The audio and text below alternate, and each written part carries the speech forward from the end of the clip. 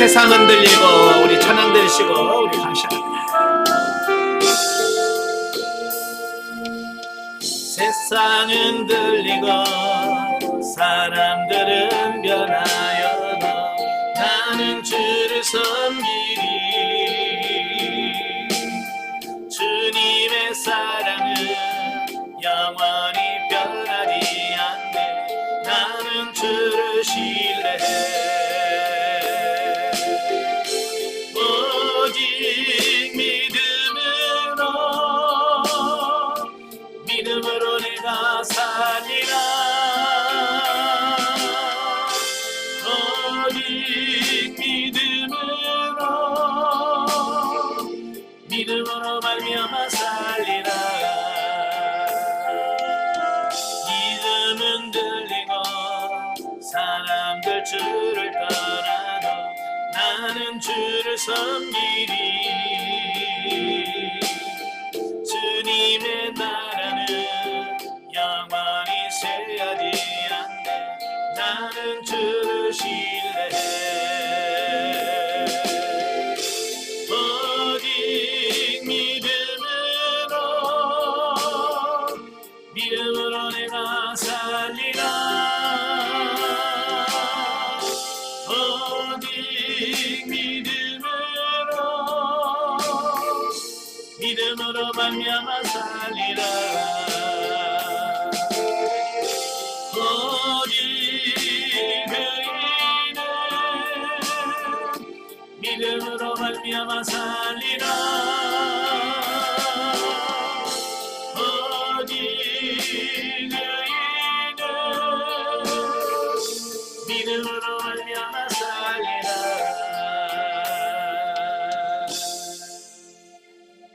아멘. 기도하겠습니다.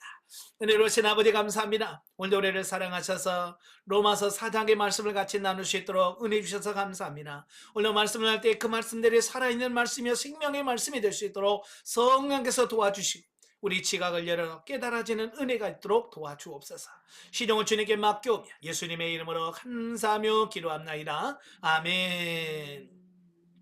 자, 오늘 시간에는 4장을 같이 보겠습니다. 이 4장은 이신득이의 신뢰, 즉 아브라함의 칭의에 관한 이런 모습을 보게 되어지고 있습니다. 그러니까 이신득이라고 하는 교리는 로마서 전체를 흐르고 있는 교리의 핵심입니다. 바로 이걸 이제 성경적인 근거로 제시를 해야 될 거 아니에요, 그죠? 그래서 실제적인 근거를 가지고 이제 말씀을 하는데요. 1절부터 8절까지가 믿음으로 의롭게 된 아브라함. 자, 우리 같이 보겠습니다. 1절부터 8절까지 같이 봅니다. 그런즉 육신으로 우리의 조상인 아브라함이 무엇을 얻었다 하리요? 만일 아브라함이 행위로서 의롭다 하심을 받았으면 자랑할 것이 있으려니와 하나님 앞에서는 없느니라. 성경이 무엇을 말하느냐? 아브라함이 하나님을 믿음에 그것이 그에게 의로 여겨진 바 되었느니라. 일하는 자에게는 그 삭시 은혜로 여겨지지 아니하고 보수로 여겨지거니와 일을 아니할지라도 경건하지 아니한 자를 의롭다 하시는 이를 믿는 자에게는 그의 믿음을 의로 여기시나니 일한 것이 없이 하나님께 의로 여기심을 받는 사람의 복에 대하여 다윗이 말한 바 불법이 사함을 받고 죄가 가리워짐을 받는 사람들은 복이 있고 주께서 그 죄를 인정하지 아니하실 사람은 복이 있도다 함과 같으니라. 아멘. 자, 여기서 믿음으로 의롭게 된 아브라함에 대해서 말씀해 주고 있어요. 그러니까 전장 3장에서 바울은 이신득의 원리를 설명했죠. 즉 전적 부패한 인간이 구원을 받기 위해서는 율법의 행위로나 공적으로서가 아니라 율법의 모든 요구를 만족시킨 그리스도의 구속의 복음을 믿음으로 구원을 얻는 원리에 대해서 설명을 했어요. 자, 그러면 이 본장에서는 이신득의 신뢰를 들어서 설명함으로써 그 원리의 타당성을 입증해 보여지고 있다라고 하는 겁니다. 그러니까 아무리 그럴싸한 이론이라 할지라도 성경적 근거가 없으면 무미한 거죠. 아무 가치가 없는 거예요. 그러니까 성경에서 지지를 해줘야 된다 그 말입니다. 예. 그래서 그에 대한 신뢰를 찾았는데 바울은 누구를 찾았냐면 아브라함을 통해서. 그러니까 믿음으로 의롭다함을 받은 대표적인 인물이 누구냐? 바로 아브라함이다 라고 아브라함을 제시하고 있다 그 말입니다. 자, 왜냐하면 구약의 유인들 가운데 아브라함을 능가할 만한 믿음의 사람은 없었다는 거예요. 예. 그래서 아브라함은 하나님께서 뭐라고 그래? 나의 벗이다, 친구라고 여길 만큼 하나님 보시기에 의로운 사람이었기 때문이다 라는 겁니다. 그래서 아브라함 그러면 딱 떠오르는 단어가 있죠? 믿음의 조상. 믿음의 조상이란 말이 떠오르면 그만큼 믿음에 대해서는 아브라함을 인정받았다 그 말이에요. 자, 그런데 전통적으로 유대인들은요, 그 아브라함의 의를 사람의 행위로서 이루어진 의라고 생각했다라고 하는 겁니다. 예. 사실 아브라함의 삶을 보면 대단한 믿음을 소유하고 있는 건 사실이에요. 그죠? 본토 친척 아비 집을 떠나서 내가 지시할 땅으로 가라. 여러분 가겠어 안 가겠어요? 못 가죠. 주소 알려줘도 못 갈 거예요. 연이 가라 그래도 안 갈 겁니다. 자, 그런데 아브라함은 갈 바를 알지 못하고 순종을 해요. 예. 대단한 믿음이죠. 또 창세기 22장에 보면 내 아들 백세 얻은 아들을 제물로 바쳐라. 그럼 바치러 갑니다. 우리 실제로 잡으려고 제단에서 칼을 뺐어. 자, 이건 보통 믿음이 아니고는 그게 불가능한 거예요. 그러니까 이스라엘 사람들은 아브라함 그러면 그것만 생각하는 거예요. 와, 그런 순종으로 우리의 조상이 되고 믿음의 조상이 됐다라고 생각하고 있었다라고 하는 겁니다. 이건 누가 하냐? 바로 이 유대인들이 생각하는 아브라함의 모습인 거예요. 그런데 양면성이 있잖아요, 사람. 그죠? 음이 있으면 양이 있어. 네, 그러니까 아브라함이라고 완벽한 사람이 아니라 그 말이에요. 네, 그런데 이에 대해서 바울은 본문을 통해서 아브라함이 하나님에게 의인으로 인정받은 것은 결코 아브라함의 행위 때문이 아니라 그의 믿음 때문이었다라고 말씀하고 있는 겁니다. 그 근거가 창세기 15장 6절에 근거하고 있다라고 하는 겁니다. 창세기 15장 6절에 보니 아브라함이 여호와를 믿으니 여호와께서 그를 의로 여기셨더라. 예. 그러니까 많은 사람들이 이 같은 성경을 보면서도 유대인들이 보는 시각하고 바울이 보는 시각이 다른 거예요. 이게 굉장히 중요한 거예요. 저도 이제 영성 하다 보면 이 가치관들이 바뀌잖아요. 저도 옛날에는요, 아브라함의 그 잘못된 이런 부분들은 눈에 안 들어왔어요. 뭐만 보이냐면 그가 순종하고 뭐 좋은 점만 보인 거예요. 그런데 그 영성을 내라면서 아브라함의 모습을 보니까 물론 잘한 부분도 있지만 잘못한 부분도 많이 있더라는 거예요. 그죠? 그럼에도 불구하고 하나님께서는 그를 의로 여기셨고 믿음의 조상으로 세우셨다라고 하는 겁니다. 예, 그러니까 제가 늘 기도하면서 그러잖아요. 우리의 눈을 열어 보게 하시고 귀를 열어 듣게 하시고 심령으로 깨닫게 해달라고. 이 가치관이 바뀌어지면 성경을 보는 관점이 다른 거예요. 그러니까 바울도 사실은 예수를 만나기 전에는 유대인과 똑같은 시각으로 성경을 바라봤을 거예요. 그죠?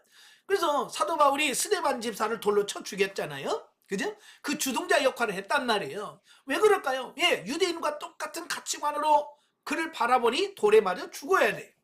그러나 변화되고 나서 그가 예수님을 믿고 성령 충만하고 나서의 가치관으로 스데반은 돌로 쳐 죽일 사람이에요? 안 죽일 사람이에요? 예, 죽여서는 안 될 사람이에요. 그러니까 이 가치관의 변화가 그만큼 중요하다라는 사실을 보게 돼요. 그러니까 이전에 보는 관점하고 성장하고 나서의 보는 관점이 다르다. 그러니까 여러분들이 성장하셔야 돼. 그리고 눈을 열어달라고 기도하시고 귀를 열어달라고 기도하고 심령을 열어 깨닫게 해달라고 기도하셔야 돼. 저는 갈수록 그 기도를 참 많이 하는 것 같아요. 오늘 새벽에도 하나님 앞에 기도하면서 하나님 이 심령을 열어 깨닫게 해달라고, 눈을 열어 보게 해달라고, 귀를 열어서 들을 수 있게 해달라고. 예? 신명기 29장 4절에 보면 그 말씀을 해요. 그게 없으면 못 알아요. 못 깨닫는단 말이에요. 보면서도 못 듣는다. 예, 모르고 들으면서도 못 깨닫는다니까요. 이 세 가지가 열려지길 바랍니다. 자, 이것은 하나님 앞에서 행위로서 의로움을 자랑할 만한 자는 아무도 없음을 나타낸다라고 하는 겁니다. 그러니까 이 아브라함의 예를 든 이유는 아브라함도 실수와 허물이 많았다는 거예요. 만약에 행위로 구원받는다면 아브라함 구원 받아요, 못 받아요? 못 받는다 그 말이에요. 분명히 하나님께서 창세기 15장에 뭐라고 그랬어요? 하늘의 별을 봐라. 내 자손은 그와 같이 많게 하리라. 바닷가에 모래 셀 수 있느냐? 너희 후손은 그와 같이 많게 해주리라. 주님이 약속했어요. 그럼 믿었어요. 그런데 16장에 가자마자 뭐예요? 바로 또 하갈주에서 이스마엘을 낳아요. 이 믿음 있는 거예요, 없는 거예요? 없는 거잖아요. 행위를 보면 참 그래요. 또 애굽에 내려가고 자기 아내를 누이 동생이라고 속인단 말이에요. 그래서 바로하고 결혼까지 시켜줘요. 또 멜기세덱한테 또 시집을 또 보내줘요. 참 이런 좋은 남편 어디 있어요? 예? 다른 남편에게 남자에게 시집 보내는 남편 좋은 남편이에요? 나쁜 남편이에요? 아주 못된 남편이에요. 자기 살겠다고 자기 아내를 팔아먹은 사람이에요. 그게 누구냐? 아브라함이란 말이에요. 자, 그러니까 행위로 말하면 구원받을 수 없는 사람이 누구냐? 아브라함이에요. 그럼에도 불구하고 하나님은 그를 의로 여기셨다라고 말씀하고 있다라고 하는 거예요. 즉 아브라함의 선행과 순종은 그가 하나님을 믿음으로써 얻게 된 확고한 신앙의 열매였다는 거예요. 그러니까 순종이 먼저가 아니라 믿음이 먼저였다라고 하는 거예요. 예. 이는 더 나아가 인간이 구원을 얻기 위한 위해서 노력할 것은 아무것도 없으며 오직 예수 그리스도만이 구원을 위하여 일하심으로 하나님의 의가 은혜로서 인간에게 주어진 것을 말한다라고 하는 겁니다. 예. 바로 이게 영혼 구원에 있어서 율법주의와 복음주의의 차이점이다라고 보시면 돼요. 자, 율법주의는 뭐냐면 율법을 지키는 행위로서 구원을 받는다. 이게 율법주의예요. 그럼 복음은 뭐냐? 믿음으로 의롭다함을 받고 구원을 받았기 때문에 우리가 구원받은 자로서의 삶으로 살아져야 된다. 이게 복음이에요.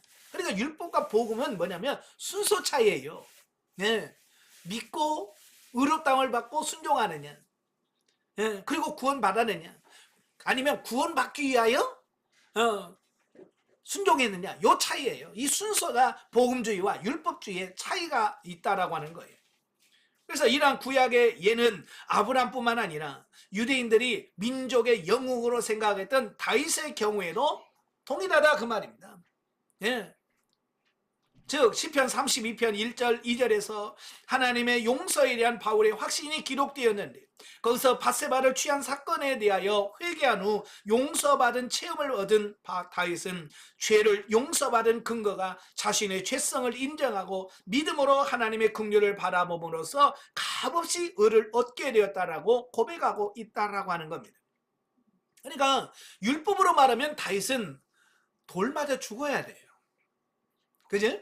예, 레위기에서 분명히 뭐라고 말씀합니까? 예, 남편이 있는 아내, 예, 남의 아내죠. 남의 아내를 겁탈하면 둘 다 뭐라고 그랬어요? 예, 둘 다 돌로 쳐서 죽이라고 돼 있거든요. 예, 바세바가 누굽니까? 그 충성스러운 그 부하인 우리아의 아내예요. 그럼에도 불구하고 그를 겁탈했어요. 그러니까 율법으로 말하면 그는 돌에 맞아 죽어야 돼. 그런데도 그가 철저하게 회개하니까 어때요? 하나님께서 그를 용서해주고, 예? 축복해주고, 예? 나중에는 뭐라고 그래? 내가 이세 아들 다윗을 만나니 내 마음에 합한 자, 저를 통해서 내 뜻을 다 이루리라. 이런 분명한 아브라함이나 이 다윗의 모습을 통해서 우리에게 확실하게 가르쳐주는 게 뭐냐? 행위로서 구원받는 게 아니라 믿음으로 의롭다함을 받고 믿음으로 구원을 받는 거야. 이걸 우리에게 말씀해주고 있는 겁니다. 이건 성경적인 확실한 근거다라고 하는 것이에요. 이해가 되시죠? 자, 이처럼 죄사함은 물론 의롭다 인정받는 유일한 방법이 행위가 아니라 믿음이라는 사실을 바울이 처음으로 말한 것이 아니라 구약시대부터 입증돼 오던 진리였다라고 하는 겁니다. 그러니까 믿음으로 의롭다 받는 것은 바울이 그냥 없는 걸 만들어낸 게 아니라 이미 구약 시대부터 쫙 진행되어진 것을 바울이 정리한 거예요. 예. 아멘이실? 예. 그러니까 아브라함 때부터 이미 믿음으로 의롭다함을 받는다는 그 진리는 성경을 통해서, 역사를 통해서 계속 진행해 왔어요. 근데 아무도 그걸 주장하지 않았던 거예요. 근데 바울이 그걸 알고, 예? 오직 믿음으로만 의롭게 된다라고 하는 이 교리를 정리한 거예요. 이게 만들어낸 게 아니죠. 예. 따라서 오늘날의 성도들도 그러한 구원의 원리에 입각하여 오직 믿음만을 추구하는 삶을 살아야 한다. 이러한 삶을 살 때 그 결실로서 얻어지는 행위의 열매가 참된 믿음의 소유자임을 입증하여 줄 것이다 라고 하는 것을 보게 되어집니다. 그러니까 이것은 우리가 구원을 얻기 위해서 어떤 선행을 행하는 게 아니라, 예, 우리는 이미 의롭다함을 받은, 구원받은 자예요. 그래서 그 열매로서 순종과 선행이 나와야 된다라고 하는 겁니다. 자, 9절부터 12절까지 봅니다. 자, 9절부터 12절 다 같이. 그런즉 이 복이 할례 자에게냐 혹은 무할례 자에게도냐, 무릇 우리가 말하기를 아브라함에게는 그 믿음이 의로 여겨졌다 하노라. 그런즉 그것이 어떻게 여겨졌느냐, 할례시냐 무할례시냐, 할례시가 아니요 무할례시니라. 그가 할례의 표를 받은 것은 무할례시의 믿음으로 된 의를 인친 것이니, 이는 무할례자로서 믿는 모든 자의 조상이 되어 그들도 의로 여기심을 얻게 하려 하심이니라. 또한 할례자의 조상이 되었나니 곧 할례 받는 자에게뿐만 아니라 우리 조상 아브라함이 무할례시에 가졌던 믿음의 자취를 따르는 자들에게도 그러하니라. 아멘. 자, 할례와 무가는 칭의. 예. 그러니까 유대인들은 할례를 받아야 의롭다함을 받는다라고 말씀해 주고 있거든요. 자, 그러니까 당시 이 개종된 유대인, 그러니까 원래 유대교였는데 예수 그리스도를 믿고 그들이 기독교로 개종했다고 말이에요. 자, 이들은 자꾸 뭐냐면 전에 배웠던 그 율법주의적인 사고가 그들 속에 가득 있는 거예요. 그래서 그걸 못 버리는 겁니다. 그래서 그들은 예수를 믿어도, 예, 할례를 받아야 되고 율법을 지켜야만 구원에 이를 수 있다라고 주장하는 겁니다. 이걸 성경에서 보면 유대주의적 율법주의자들, 이게 초대교회 양대 이단 중에 하나가 바로 유대주의적 율법주의자들이고 하나가 영지주의예요. 양대 이단 중에 하나예요. 이들은 뭐냐면 예수 믿어서 그거 갖고는 안 돼. 할례를 받아야 구원받고 율법을 지켜야, 순종해야 구원받는다라고 주장을 한 거예요. 그러니까 바울과 그 유대적 율법주의자들과 늘 부딪혔던 게 바로 그런 거거든요. 바울은 그 무슨 소리야, 우리가 예수 그리스도를 믿음으로 의롭다함을 받고 구원을 받는다, 네? 구원에는 행위나 이런 게 전혀 아무런 의미가 없다라고 전하니까 유대적 율법주의에서는, 너 잘못됐어 라고 해서 바울을 핍박하고, 10년 바울을 죽이려고 했던 이유가 바로 거기 있다라고 하는 겁니다. 예, 그래서 앞단락에서 행위가 의롭다 하심과 무관하다고 하는 것을 밝혔듯이, 이제 본단락에서는 이제 할례가 구원과 무관함을 논증하고 있습니다. 그러니까 유대인들이 아브라함과 관련된 할례를 통하여 의롭게 되는 것이 가능하다라고 주장하는 것에 대하여 바울은 창세기 17장 10절 이하를 통해서 반박하고 있다라고 하는 겁니다. 이게 성경적인 확실한 근거를 내는 거예요. 그래서 아브라함이 할례를 받는 것은 이미 오래전에 믿음을 통하여 하나님께로부터 얻은 칭의를 보증하기 위하여 후에 얻은 외부적인 표식일 뿐이다 라고 하는 사실이에요. 그러니까 아브라함이 의롭다함을 받는 게 먼저냐, 할례가 먼저냐, 이게 아니면 동시냐, 이걸 말씀하고 있어요.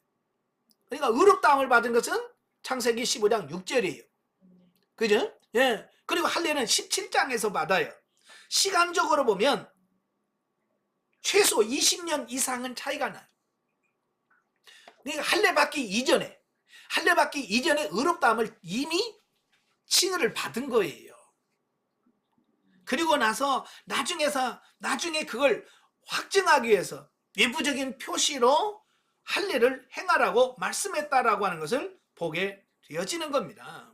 그러니까 그러므로 할례라고 하는 외적인 형태가 결코 의의 조건이 될 수 없다는 거예요. 왜? 이미 그는 의롭다함을 받았기 때문에. 할례 받기 이전에. 이런 사실은 초대교회 시대에 믿음과 더불어 유대인들의 전통이었던 할례 역시 구원에 이르기 위하여 준비해야 하는 규례라고 하는 주장을 반박하는 것과 동시에 믿음이 아니고서는 아무것도 의에 이룰 수 없음을 다시 한번 확증지어 준다는 의미를 지니고 있다라고 하는 겁니다. 예. 지금 우리는 사도 바울에게 참 많은 감사를 해야 돼요. 만약에 사도 바울이 이런 주장을 하지 않았더라면 오늘 예수 믿으면 할례를 받아야 돼.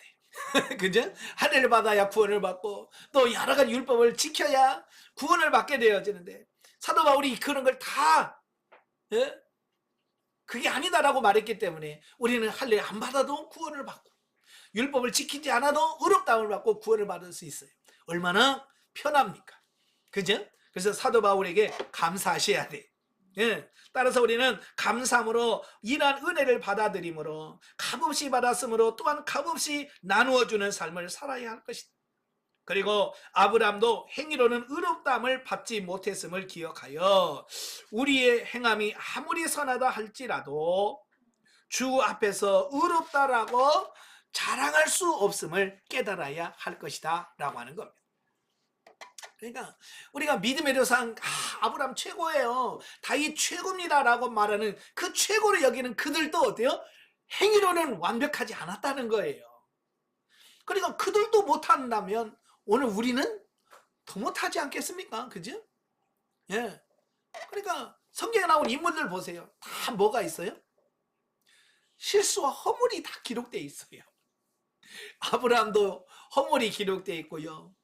예, 성분이라고는 다윗도 실수가 있고요. 신약 사도 중에 최고라고 할 수 있는 베드로도 실수했고요. 바울도 실수했잖아요. 그죠? 아니 믿음의 사람 스데반 집사를 돌로 칠 때 내가 책임질게. 얼마나 무서운 죄입니까? 그죠? 그러면 살인죄예요. 그래서 바울은 어찌 보면 행위로 말한다면 바울 자신도 구원 못 받아요. 그런데 행위가 아니라 믿음으로 구원받는, 의롭게 되고 구원받는 이것 때문에 어때요? 아브라함도 구원받고 다윗도 구원받고 베드로도 구원받고 바울도 구원받고 오늘 저와 여러분도 구원받을 줄로 믿습니다. 예. 자, 그 다음에 이제 13절부터 25절까지입니다. 자, 13절부터 마지막 25절까지 다 같이. 아브라함이는 그 후손에게 세상의 상속자가 되리라고 하신 언약은 율법으로 말미암는 것이 아니요 오직 믿음의 의로 말미암는 것이니라. 만일 율법에 속한 자들이 상속자이면 믿음은 헛것이 되고 약속은 파기되었느니라. 율법은 진노를 이루게 하나니 율법이 없는 곳에는 범법도 없느니라. 그러므로 상속자가 되는 그것이 은혜에 속하기 위하여 믿음으로 되나니 이는 그 약속을 그 모든 후손에게 굳게 하려 하심이라.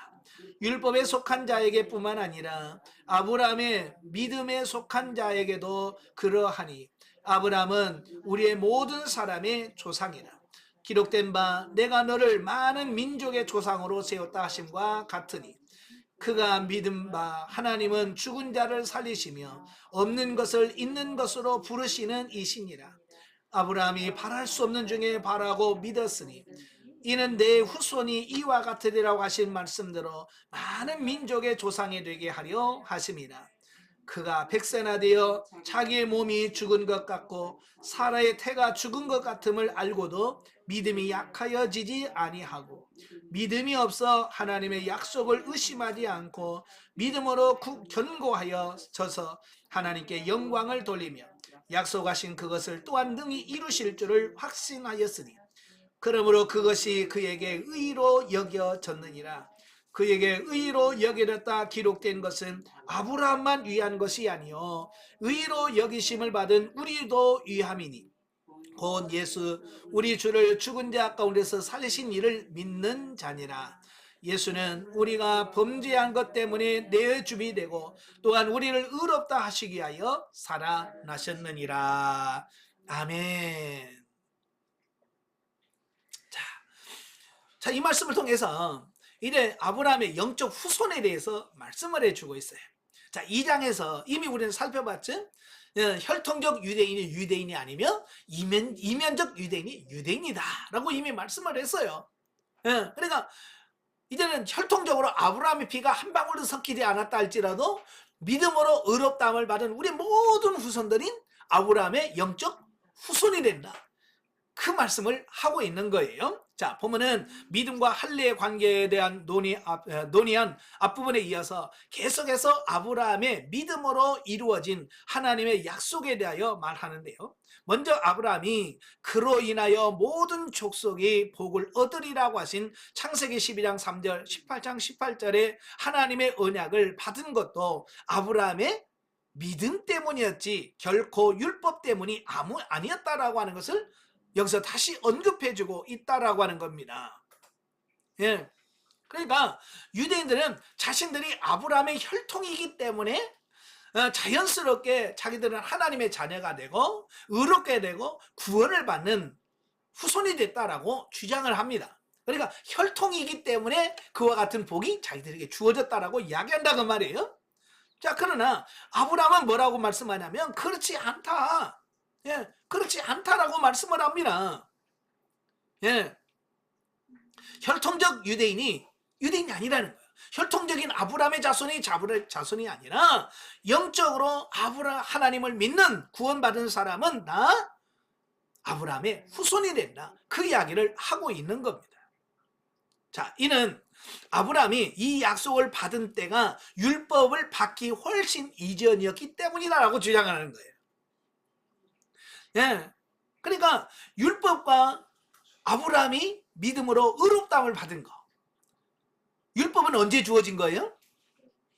예, 출애굽하고 나서 그 시내산에서 주어진 게 율법이에요. 그러니까 어찌 보면 600년이 지난 이후에 율법이 주어진 거예요. 그러니까 시간적으로도 믿음으로 의롭다함을 받은 것이 율법보다도 600년이나 앞선다는 거예요. 그만큼 그게 중요하다는 것을 말씀해 주고 있습니다. 네, 또한 아브라함이 인간으로서는 불가능한 때에 아들을 얻은 것 역시 죽은 것을 소생시키시는 하나님의 부활의 능력을 믿음으로 말미암은 것이지만, 또한 아브라함의 믿음이 선행되지 않았다면 이루어질 수 없었다라고 하는 것을 보게 되어집니다. 예, 그러니까 쭉 나오잖아요. 그가 100살이나 돼서 아들을 주겠다는 거예요. 그때 아브라함이 뭐 했어요? 아브라함도 웃었어요. 그래서 뭐라고 그래? 하나님 앞에 아휴, 이스마엘이나 좀 잘 되게 해주세요. 그런단 말이에요. 또 그가 99세 때 하나님이 나타나서 야, 내가 내년 이맘때 내가 자식을 주리라. 그러니까 사라가 장막 뒤에서 듣고 뭐 했어요? 웃었어요. 막 왜 웃었을까요? 이게 안 믿어지는 거야. 그렇잖아요. 자기는 이미 경수가 끊어졌어요. 90세가 돼서 경수가 끊어졌어요. 더 이상 아이를 낳을 수 있는 가능성이 없어. 근데 하나님 뭐라고 그래? 내년 이맘때 사라가 아들을 낳을 거라고 얘기하는 거예요. 그러니까 안 믿어지는 거예요. 안 믿어지니까 웃는 거죠. 자, 여러분도 그래요? 여러분 믿어지면 안 웃습니다. 언제 웃냐면 안 믿어지니까. 안 믿어져요 라고 정색을 하기는 그렇고, 그러니까 말은 못하고 뭐야? 웃는 거예요. 이건 뭐야? 안 믿는다 그 얘기야. 그죠? 저도 가끔 이제 설교하다가 뭐 물어보면 대답하기 곤란하면 뭐예요? 다 웃음으로 때우잖아. 그냥 웃고 넘어가자는 거예요. 근데 하나님은 그걸 딱 짚어요. 사라야, 얘 웃냐? 안 웃었는데요? 너 웃었느니라. 하나님도 참 심술궂은 면이 있어요. 왜 그걸 꼬집을까요? 예, 믿음 없음을 꼬집는 거예요. 너 왜 못 믿냐? 왜 그러면 하나님께서 그렇게 믿음을 강조하냐면 이 하나님의 역사, 하나님의 일은 반드시 뭘 통해서 이루어지냐면 믿음을 통해서 역사하거든요. 그러니까 아브라함도 믿어야 돼. 아, 하나님이 아들 줄 줄로 믿습니다. 이 믿음이 있어야 하나님 역사한단 말이에요. 근데 아브라함도 지금 이스마엘이나 잘 되게 해주세요 라고 하지. 사라도 웃지. 이건 믿음이 없단 말이에요. 근데 그 하나님의 이 기적이 나타나겠어요? 믿음 없으면 안 되는 거예요. 그래서 아브라함에게도 야, 하나님의 손이 짧아졌냐? 예, 이러면서 믿으라고 말씀하는 거예요. 그러니까 아브라함과 사라가 믿었단 말이에요. 믿으니까 어때요? 예, 이삭을 낳게 되는 그 부분을 보게 돼요. 믿음은 하나님의 역사의 진행 방식이에요. 예, 그래서 하나님은 항상 그 믿음을 통해서 하나님의 구속사가 이루어지는 거예요. 그래서 오늘도 왜 저와 여러분들에게 믿음을 자꾸 강조하냐면 그 믿음이 있어야 그 믿음을 통해서 하나님이 우리를 통해서 역사할 수 있는 겁니다. 자, 나중에 예수님도 이 땅에 오셔서 많은 기적을 행하실 때요, 뭘 보고 기적을 행하냐면 믿음을 보죠. 그래서 내 믿음대로 될지어다. 믿음이 너를 구원하느니라. 이걸 말씀해 주는 거거든요. 예. 바로 믿음만이 그 하나님의 기적과 이적과 구속사를 성취시켜 주시는 유일한 통로다. 이걸 가르치려고 그렇게 하신 거예요. 자, 이상과 관련하여 바울은 이제 아브라함은 유대인뿐만 아니라 모든 믿는 자의 조상이라고 말씀을 하고 있습니다. 예. 그러니까 혈통적인 이스라엘이 아니고 이제는 이면적 유대인, 영적 이스라엘만이 진짜 아브라함의 자손이 된다라고 말씀해주고 있습니다. 그러기에 믿음의 후손이라고 함은 할례와 같은 육체적 구별이나 진노를 초래할 수밖에 없는 율법에 기인한 것이 아니라 약속을 성취하시는 하나님의 주권과 그것을 믿는 믿음에서 비롯됨을 주장하고 있다라고 하는 것을 보게 되어집니다. 자, 바울은 이런 하나님의 언약과 주권이 인류의 죄를 대신해 죽었으나 그들의 칭의를 위하여 다시 살아나신 예수님을 믿는 아브라함의 영적 자손된 모든 사람에게 적용되는 것이라고 결론지었다라고 말씀하고 있습니다. 예, 그래서 우리는 믿음으로 이 모든 것을 수용하고 받아들일 때에 구원은 열매로 주어진다. 아멘. 예. 그리고 또 거기에는 차별이 없다. 이건 유대인이나 헬라인이나 똑같다. 그래서 뭐 유대인이라고 혈통을 타고나면 너 다 구원받아. 이방인들만 믿어. 이게 아니라 유대인이나 헬라인이나 그 똑같은 원리를 갖고 있습니다. 그게 뭐냐? 믿음으로.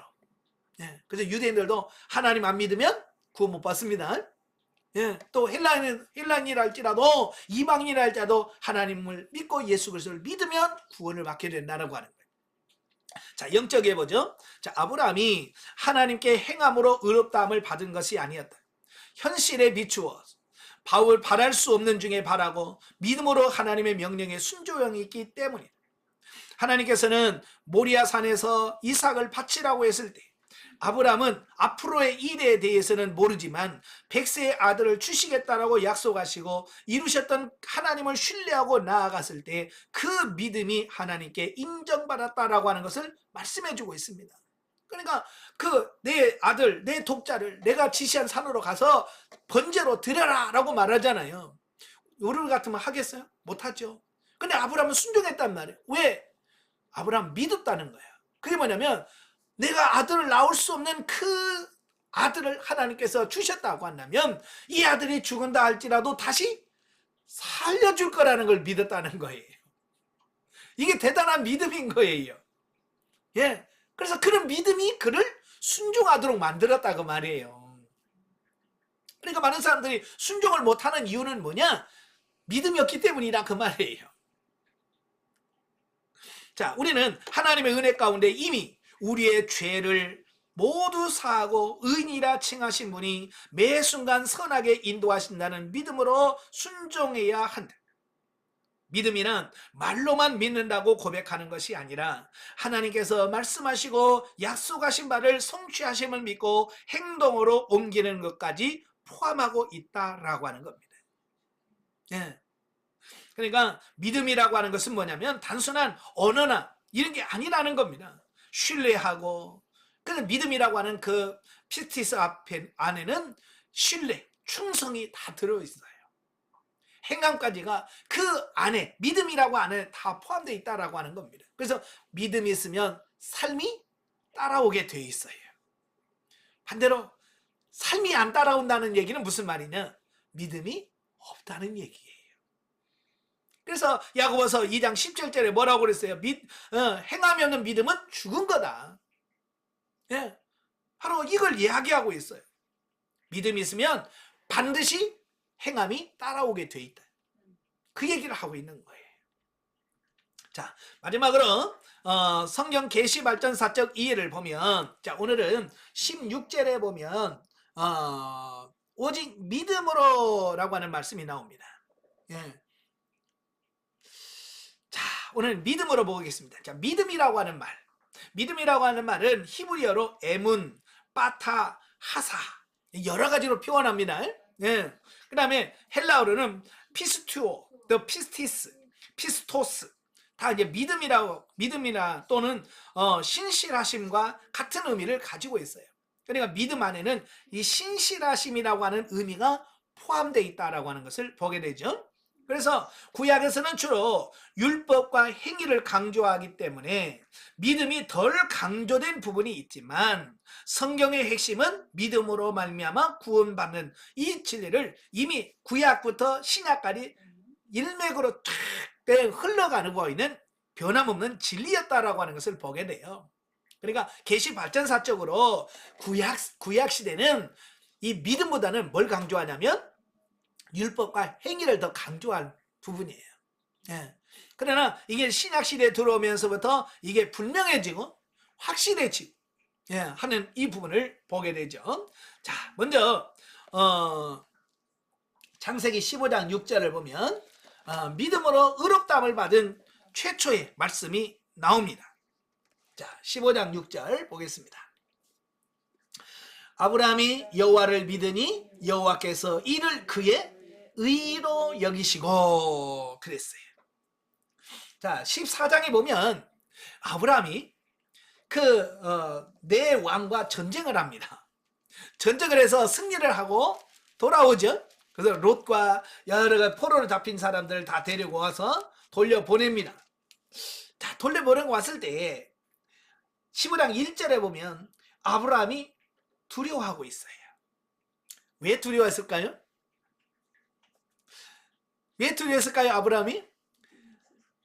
또 그들이 쳐들어오면 어떡하나라고 하는 이런 두려움도 있는 거죠.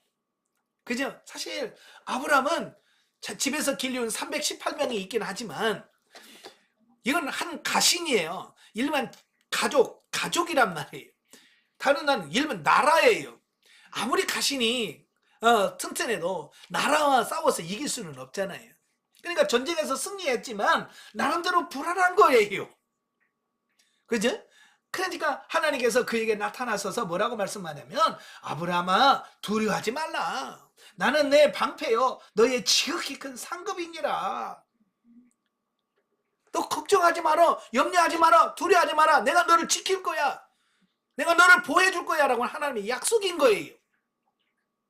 그런데요 아브라함은 2절에 바로 뭐라고 하냐면 여호와여 무엇을 내게 주시려 하시나이까 나는 자식이 없사오니 나의 상속자는 이 다메섹 사람 엘리에셀이니이다. 지금 많이 약화됐습니다만 옛날에는 이 자손을 잇는 이거요 굉장히 중요하게 여겼어요.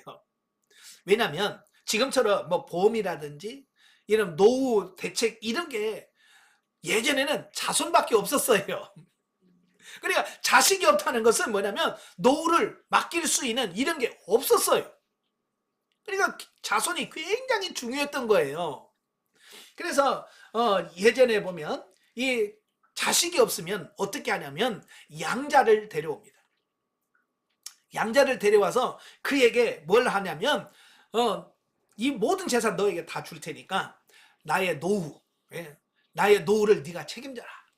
자, 그런 제도가 있는 거예요. 그러니까 아브라함도 이미 결혼한 지 몇십 년 됐는데 아직 자식이 없어요. 나이는 자꾸 넘어가는데도 자식이 없어요. 그러니까 이걸 노후에 나는 어떻게 이걸 해야지? 아들이 없으니까. 그러다가 결국 엘리에셀이라고 하는 이 충성스러운 종이 하나 있었어요.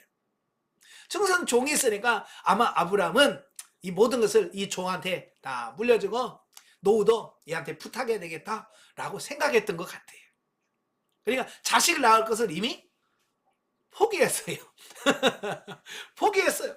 그러니까 그것도 하나님 앞에 속상한 거예요. 그죠? 내가 나도 자식 낳아서 자식한테 이렇게 하면 좋은데, 자기 종한테 이걸 물려주고 이거 하려고 하니까 그러니까 하나님이 나 두려워하지 말라. 나는 내 방패요. 너는 지극히 큰 상급이라. 그러니까 그 틈을 이용해서 뭐 자식도 없는데요. 뭐. 이제 그러면서 약간 투덜대는 모습을 보여줘요. 그러니까 하나님이 그 말을 듣자마자 뭐라고 그래요? 예? 듣자마자 그를 끌고 밖으로 나가. 끌고 나가서 이르시되 뭐예요? 하늘을 우러러 무뼈를 셀 수 있느냐 보라. 또 내게 이르되 내 자손이 이와 같으리라.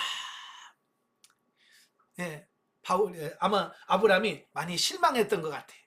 내 본토 친척 아비집을 떠나라. 그러면 내가 너에게 복의 근원이 되게 주겠다라고 약속했는데 아무 그런 게 안 나타나니까 나름대로 섭섭한 거예요. 하나님에 대해서. 그러니까 하나님이 너 나와봐. 하늘의 별 봐봐. 얼마나 많니? 너희 후손이 그와 같이 많아질 거야 라고 말씀하셨단 말이에요.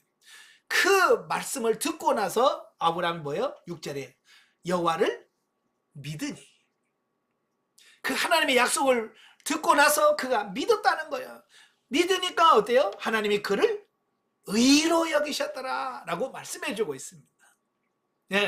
그래서 처음으로 믿음으로 말미암아 의롭게 된 이 부분을 말씀해주고 있다라고 하는 것을 보게 됩니다. 자, 이 사건을 통해서 계속 쭉 나옵니다. 많이 나오는데 쭉 넘어가서 예레미야 39장 18절 39장 18절에 보면 다같이 내가 반드시 너를 구원할 것인즉 내가 칼에 죽지 아니하고 내가 노량물같이 내 목숨을 얻을 것이니 이는 내가 나를 믿었습니다. 여호와의 말씀이니라 하시더라. 아멘. 자, 예레미야가 시일의 뜰에 갇혔어요. 그래서 하나님의 말씀을 직언하니까 사람들이 싫어하는 거예요. 그래서 그를 시위대 그 웅덩이다가 빠뜨려 버렸어요. 굶어 죽으라고. 근데 구스 사람 에벳 멜렉이 그래서 굶어 죽어가는 예레미야를 볼 때 긍휼히 여기는 거예요. 불쌍히. 그래서 왕한테 가가지고 살려달라고. 죽이면 안 된다라고 충언을 해요. 이거 쉽지 않잖아요. 왕한테 가서 왕이 지금 화가 나가지고 저 구덩이라 빠뜨리는 사람 살려달라고 하는 게 쉽지 않잖아요. 근데 에벤 멜렉이 그 요청을 하는 거예요. 그러니까 그러면 사람들 데려가서 구해내라. 그래서 이 예레미야를 구해줍니다. 바로 그때 하나님이 그 예레미야를 구해준 그 에벤 멜렉을 그 전쟁에서 죽지 않고 구원해 주겠다라고 말씀해 주시는 겁니다. 그러면서 뭐라고 그래요? 그렇게 자기 생명을 내걸고 예레미야를 구원해 줬다는 것은 뭐예요? 그만큼 하나님을 믿었다는 것을 의미하는 거예요. 그러니까 그가 하나님을 믿으니까 그런 행위를 하게 되고 결국 그 믿음이 그를 구원하게 됐다. 이 원리를 설명하고 있는 겁니다. 이해가 되시죠? 예. 그 다음에 하박국서 2장 4절입니다. 보다 정확하게 이제 말씀해줘요. 하박국서 2장 4절 다 같이. 보라, 그의 마음은 교만하며 그 속에는 정직하지 못하나 의인은 그의 믿음으로 말미암아 살리라. 아멘. 로마서의 말씀과 정확하게 일치하잖아요. 그죠? 벌써 아브라함 때부터 쭉 일어나온 그 믿음으로 말미암아 의롭게 된다는 이 사실을 벌써 하박국 선지자가 명확하게 정리를 하고 있다라고 하는 것을 보게 되어집니다. 예. 사실 이 하박국도 그 1장 1절 2절부터 보면 하나님에 하여 원망하고 불평부터 해요. 그지? 왜냐면 세상은 참 험악하고 악한 사람들이 잘 먹고 잘 살고 의로운 사람이 고난을 당하고 그러니까 이 하박국 선지자가 뭐라고 하냐면 하나님 정말 하나님이 살아계시다면 세상에 이럴 수 있습니까? 그래요. 그러니까 하나님이 뭐라고 그래요? 그럴 줄 알고 내가 바벨론을 이미 준비해 놨어. 심판하려고 내가 바벨론 준비했다. 그러니까 또 하나님 어떻게 악한 사람을 들어서 의인을 심판하십니까?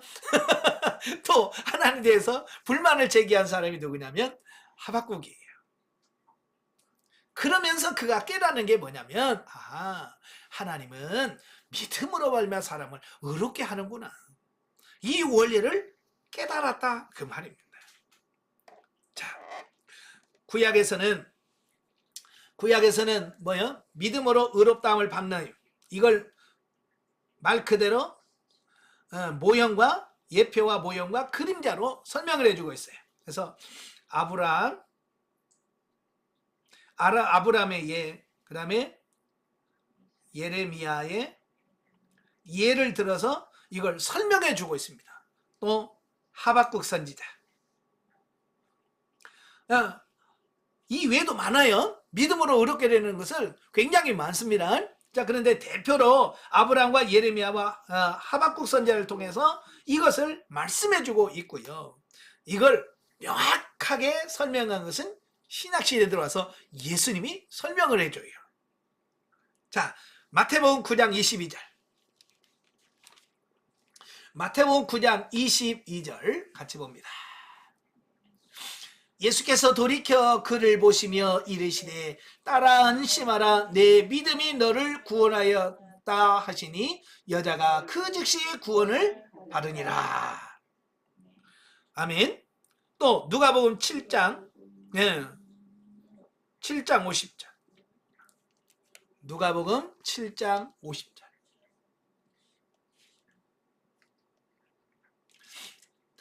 예수께서 여자에게 이르시되 내 믿음이 너를 구원하였으니 평안히 가라.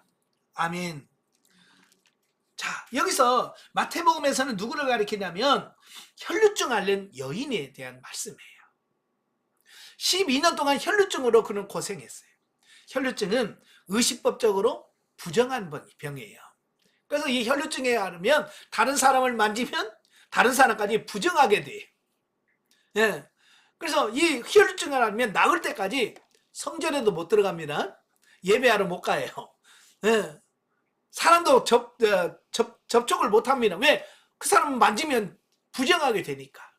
여러분 12년 동안 그런 삶을 살았다고 한다면 이 여인이 얼마나 힘들었겠어요. 그죠? 근데 소문을 하나 들었어요. 예수님의 능력을 소문을 통해서 들은 거예요. 그래서 그가 많은 사람들 앞에 가면 어떻게 되냐면 자칫 잘못하면 돌 맞아 죽습니다. 그러니까 나는 혈루증인데요 하고 가서 만지면 그 사람 만진 사람 부정하게 되잖아요. 그러니까 부정하게 된 사람은 이건 뭐요? 제사도 못 드리러 가요. 하나님의 선물도 못 먹어요. 그러니까 다른 사람들이 자기를 부정하게 만들면 어때요? 돌 던질 수 있어요. 그러니까 이 여인은 숨기는 겁니다. 숨기고 가서 어때요? 그냥 예수님의 옷자락만 만져도 나을 거라고 하는 믿음을 갖게 된 거예요. 그래서 그가 예수님 뒤로 가서 그의 옷자락에 손을 탁 만졌어요. 근데 그 옷자락을 만질 수 있게 만든 게 뭐라고요? 그래요. 그게 믿음이었던 거예요. 믿음이 없는 사람은요, 못 만집니다. 만져라 그래도 안 만져요. 예를 들어서 이런 거, 예수님 옷자락 만져봐요. 나 믿음이 없는 사람은요, 에이, 설마 그랬다고 돼? 네, 이런 거예요. 오늘 똑같잖아요. 예수만 믿어. 그럼 구원받아. 쓸데없는 소리 하지 마. 이런단 말이에요. 왜? 믿음이 없는 사람은 이야기하고 가르쳐줘도 안 해요. 못합니다. 그러나 믿음 없는 사람은 하지 말라고 아무도 이 여인에게 옷자락 만지면 나라고 말 안 했어요. 그러나 그가 믿음이 있으니까 어때요? 그 믿음이 옷자락을 만지게 만드는 거예요. 그러니까 예수님이 그걸 보시고, 야, 누가 내 옷 만졌냐? 그러니까 베드로가 뭐라고 그래? 아니 우리 사람들이 한두 명입니까? 예? 근데 뭐 여기서 누가 만졌냐고 우리가 어떻게 알아요? 이러면서 불평하는 말을 하잖아요. 그때 여인이 숨길 수 없다는 것을 알고 예수님 앞에 무릎을 꿇습니다. 왜요? 율법적으로 큰 실수한 거잖아요. 부정한 손으로 만졌거든요. 예? 그러니까 그가 엎드려서 사실은 이랬습니다라고 자기 죄를 실토를 하는 겁니다. 그때에 예수님께서 뭐라고 말씀하냐면 안심해라. 내 믿음이 너를 구원하였다. 예. 그러니까 네가 내 옷 만져서 너 나은 거야. 아니에요. 옷을 만진 게 아니라 옷에 능력이 있는 게 아니고 그 여인이 예수님의 옷자락만 만져도 나을 거라는 그 믿음이 그렇게 만든 거란 말이에요. 바로 예수님이 그걸 지적해 주는 거예요. 이해가 되시죠? 자, 누가복음 7장 50절에는 그 예수님의 머리에 향유를 부은 여인에 대해서도 말씀을 하고 있습니다. 예수님의 머리에 향유를 부어요. 값진 향유를 부어요. 그때 예수님께서 그 여인을 보시고 뭐라고 그래요? 내 믿음이 너를 구원하였다. 예수님 머리에 향유를 바를 수 있는 그 행위를 낳게 하는 근본적인 힘이 뭐가요? 믿음이었다는 거예요. 믿음이 그를 예수님의 머리에 향유를 붓게 만들었다라고 하는 거예요.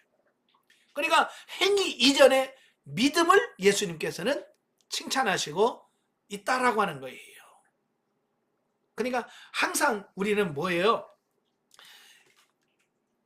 행위가 먼저냐 믿음이 먼저냐 이거 가지고 고민하잖아요. 그죠? 그래서 예수님은 행위가 먼저가 아니고 믿음이 먼저다.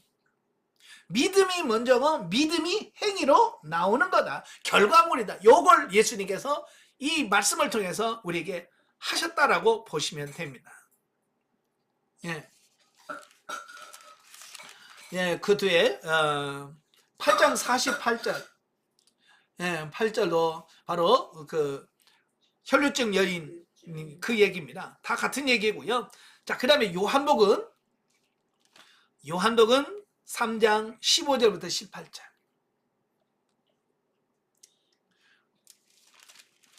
요한복음 3장 15절부터 18절까지. 다 같이. 이는 그를 믿는 자마다 영생을 얻게 하려 하심이니라. 하나님이 세상을 이처럼 사랑하사 독생자를 주셨으니 이는 그를 믿는 자마다 멸망치 않고 영생을 얻게 하려 하심이다. 하나님이 그 아들을 세상에 보내신 것은 세상을 심판하러 하심이 아니요 그로 말미암아 세상이 구원을 받게 하려 하심이라. 그를 믿는 자는 심판을 받지 아니하는 것이요 믿지 아니하는 자는 하나님의 독생자의 이름을 믿지 아니하므로 벌써 심판을 받은 것이니라. 아멘. 바로 이 예수님은 사역 초기에서부터 이미 뭘 말씀을 해요?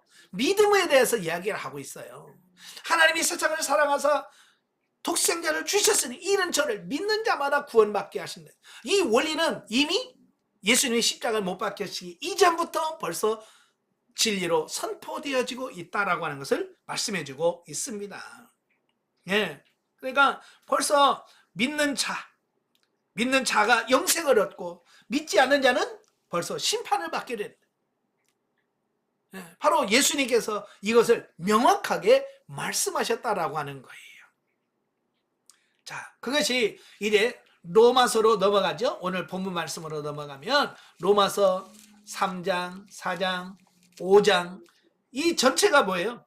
바로 이 신칭에 대하여 말씀하는데 전부 다 뭐냐? 믿음으로 말미암아 이게 됐다. 예, 믿음으로 말미암아 의롭게 되고 믿음으로 말미암아 우리가 구원에 이르게 된다라고 하는 사실을 계속해서 3장, 4장, 5장에서 말씀을 해주고 있습니다.